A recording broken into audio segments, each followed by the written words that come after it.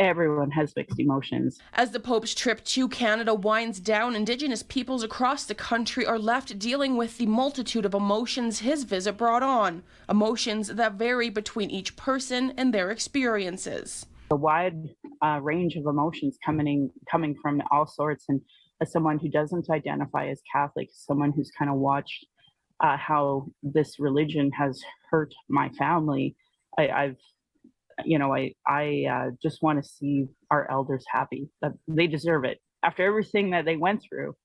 All of our elders deserve happiness and joy and healing. An apology delivered by the head of the Catholic Church, spoken on land which was stolen from Indigenous people years ago. It brings traumatic memories to the surface for survivors of residential schools, their families, and friends.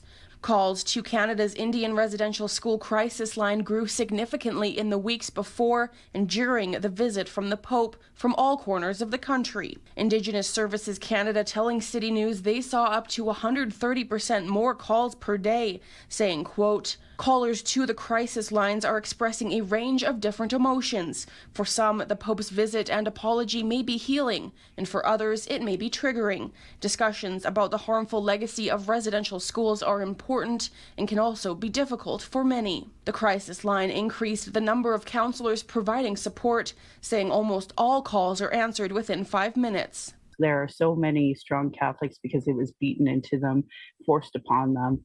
And yeah, you have some Indigenous folks that are quite happy. And then you have folks like me that aren't Catholic, that know the gravity of what this church has done to our people and to these lands. Robinson saying non-Indigenous Canadians need to recognize that Indigenous peoples have been dealing with an extreme range of emotions during the papal visit and need to take extra steps to recognize their place in reconciliation. At the end of the day, it's not Indigenous education.